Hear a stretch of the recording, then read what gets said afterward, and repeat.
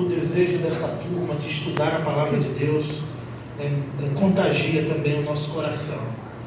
Irmãos, para nós do Seminário Teológico Eclesial, é a realização de um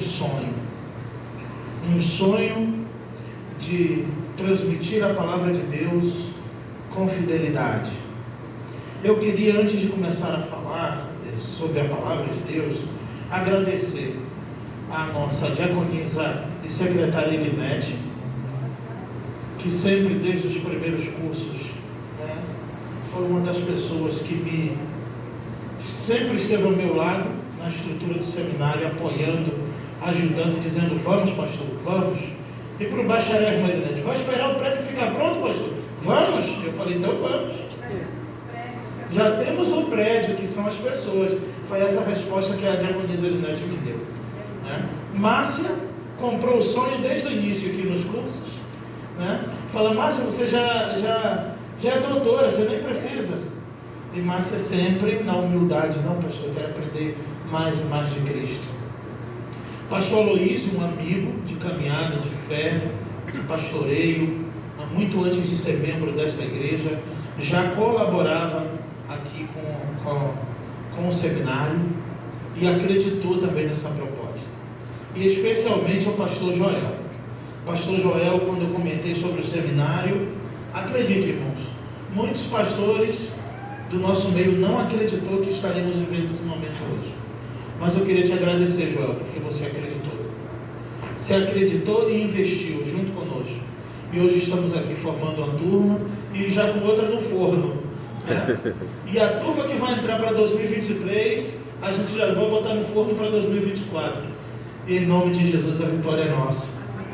O Jordean, irmãos, é o nosso hebraísta, tá? Nosso professor de hebraico, escola, faculdade de Israel, está sentado aqui por humildade, mas ele não é fraquinho não. E eu sento para assistir a aula do Jordean de hebraico, hein? E o Carmelino, lá desde o CTBOI, que também acreditou, e vindo na contramão, estudando no seminário em Santa Cruz. Mora em Santa Cruz?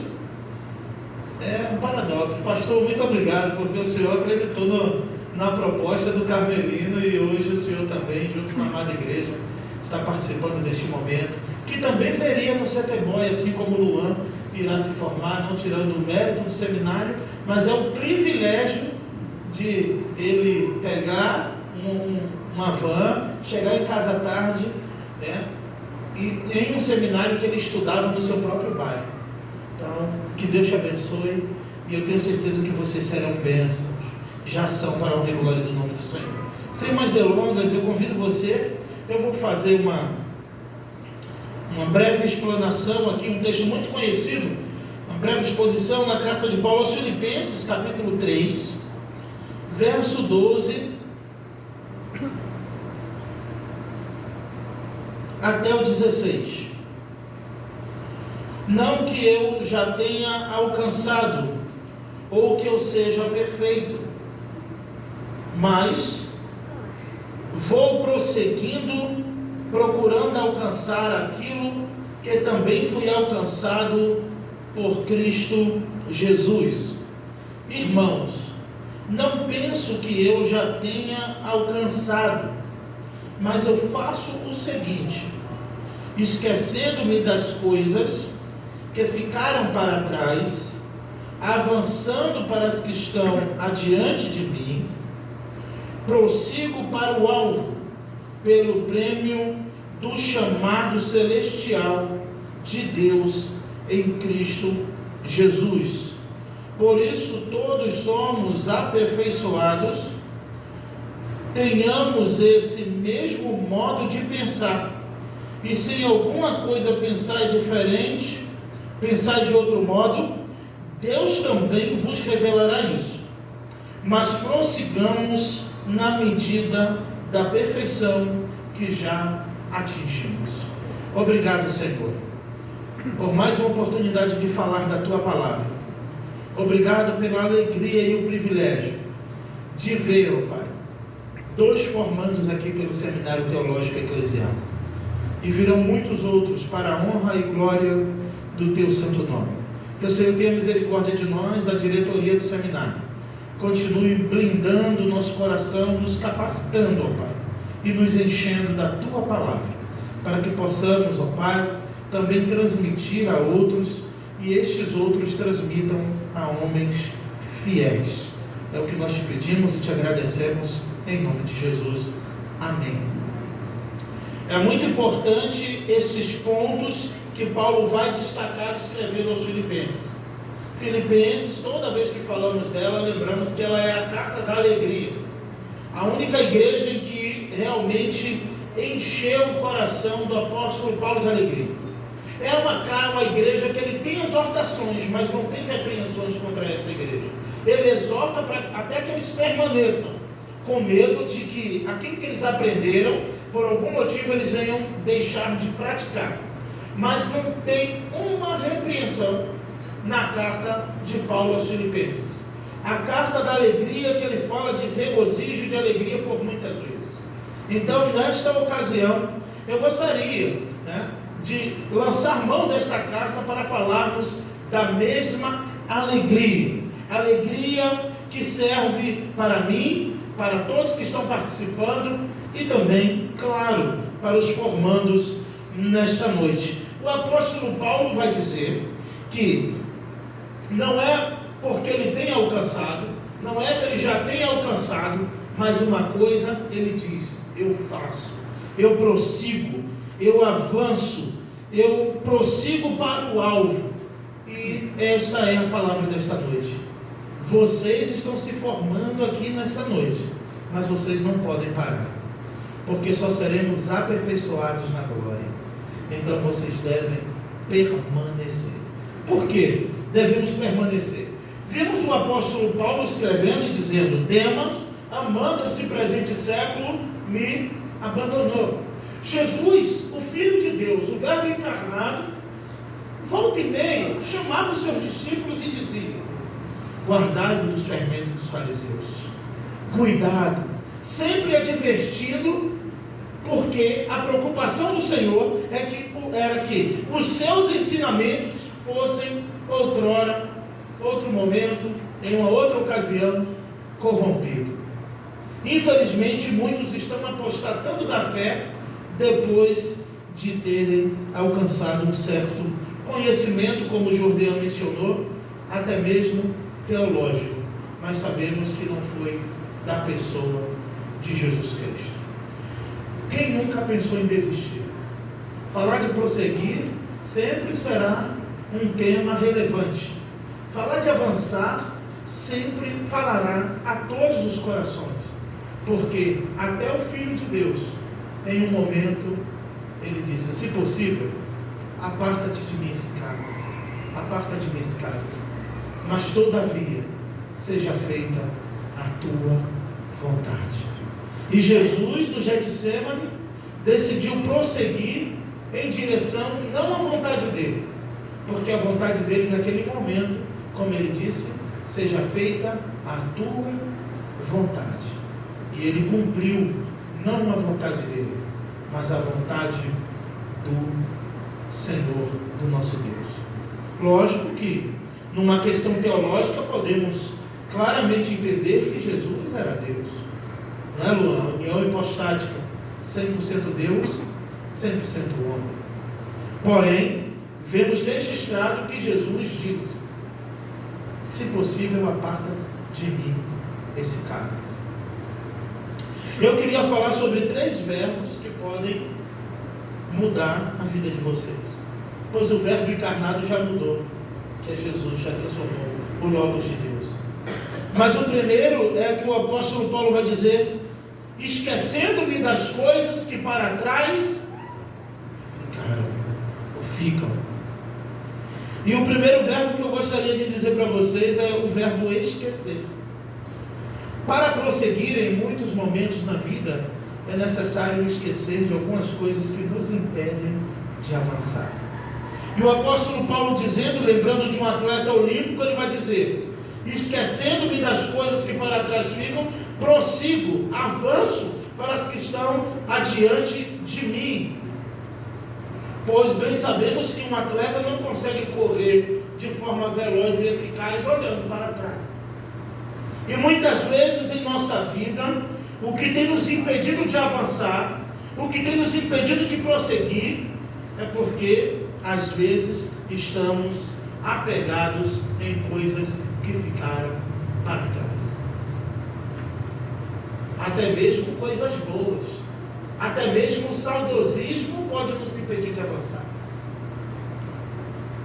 Mas a palavra do Senhor para vocês nesta noite é: vocês precisam esquecer das coisas que ficaram para trás e prosseguir para o alvo.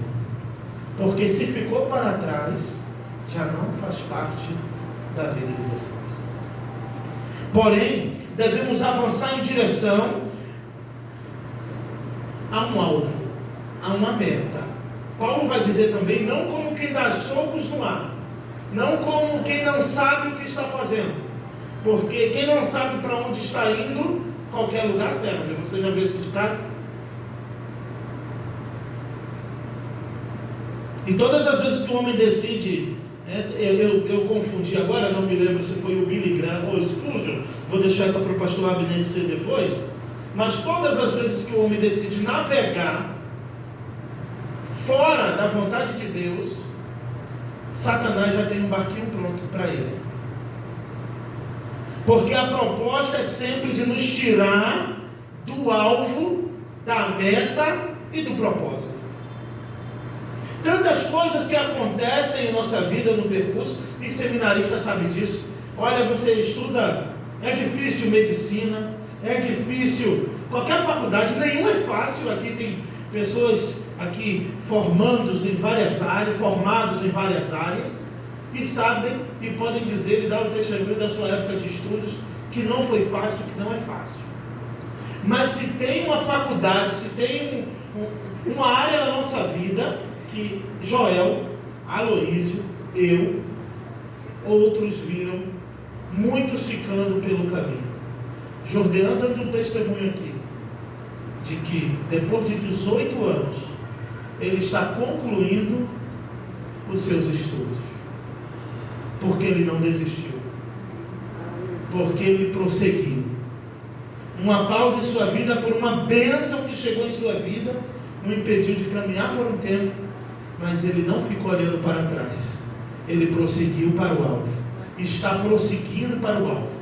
Sabemos que o nosso alvo na vida cristã não é simplesmente uma faculdade de teologia, mas sabemos que estudar a palavra de Deus, estudar a Bíblia, sempre nos manterá no foco, no propósito e na meta. Então, a primeira é esquecer. Paulo diz, eu faço o seguinte, ele está dando a receita. Eu não sou perfeito, eu não estou dizendo que eu sou melhor do que ninguém, eu não estou dizendo que eu já alcancei, mas eu faço o seguinte, esquecendo-me das coisas que ficaram para trás. Aí vem o segundo, eu prossigo, eu avanço. Olha, esquecendo-me das coisas que ficaram para trás e avançando ou prosseguindo para as que estão adiante de mim. Precisamos avançar. Uma das maneiras de avançar é não olhar para trás.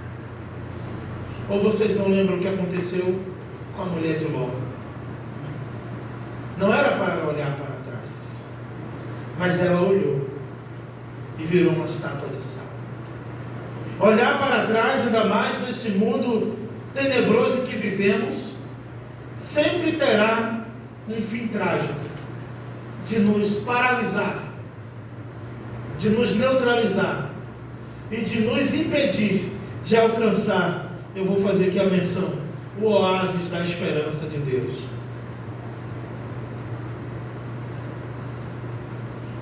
E todos os atletas têm uma meta. Porque se ele não tiver uma meta, se ele não tiver algo em que depositar a sua esperança, ele não terá ânimo de correr, ele não terá aptidão, ele não terá prazer de avançar, porque ele não tem uma meta.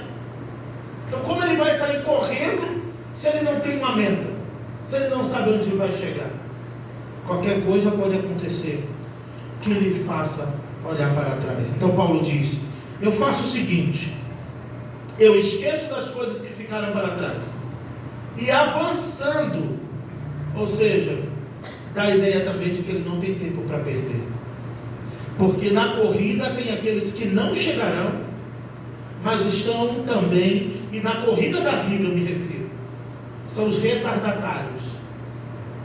Você diz, ele está em tal posição e vai correr, ele vai, porque ele sabe que não vai chegar em primeiro.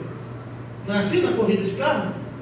O da última posição ele coloca tudo que tem também.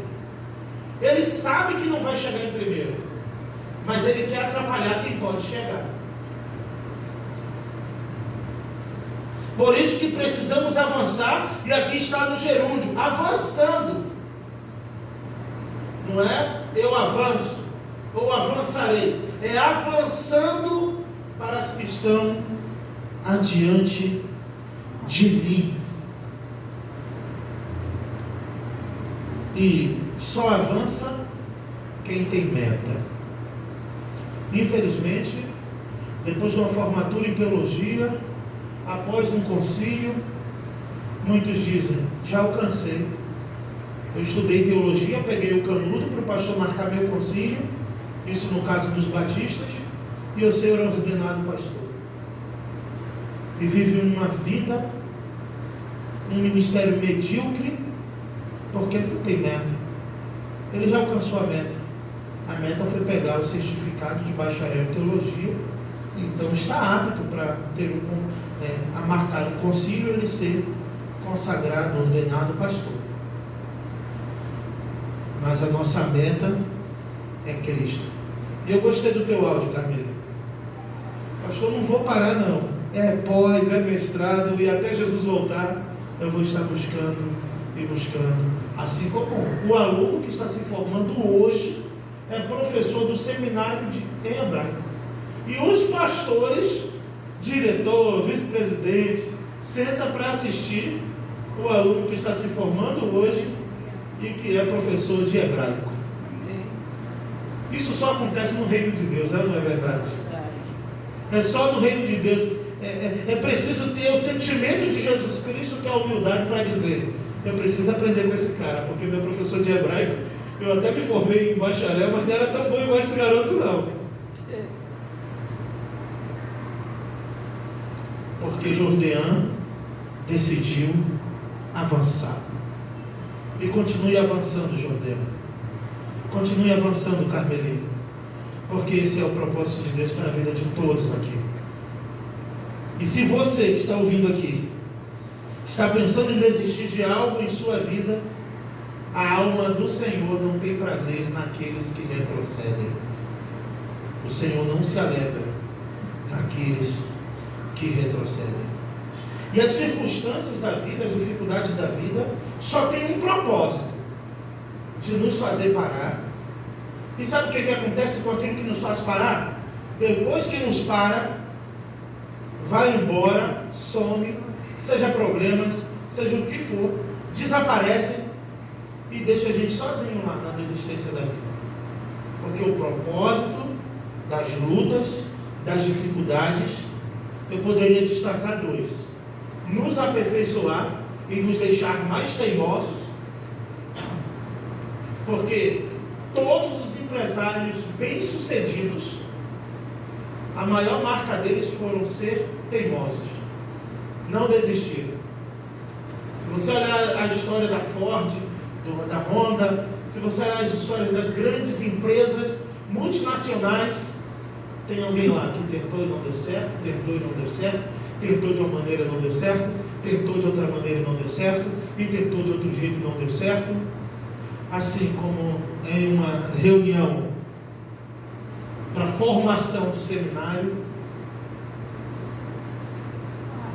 a gente precisou ouvir, eu muito mais, de um dos convidados a fazer parte desse seminário: eu não posso botar o meu nome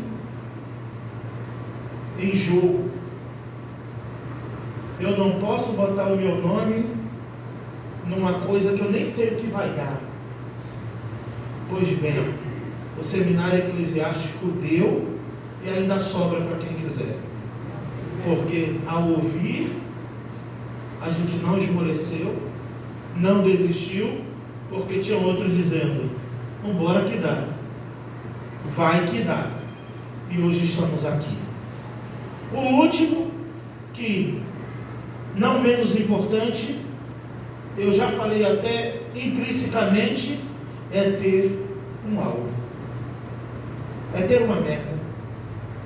Ter uma meta para alcançar. E quando alcançar essa meta, temos que ter outra meta. Porque o que leva pessoas a desistirem até da sua própria vida, como acontece dia após dia, é porque não tem mais uma meta.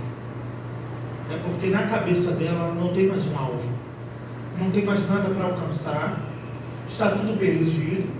As circunstâncias da vida estão lhe dizendo: não vai dar certo, já deu, não tem mais como. Então elas desistem das suas famílias, da sua vida, ou de qualquer outra coisa, mas desistem. Porque não tem mais um alvo.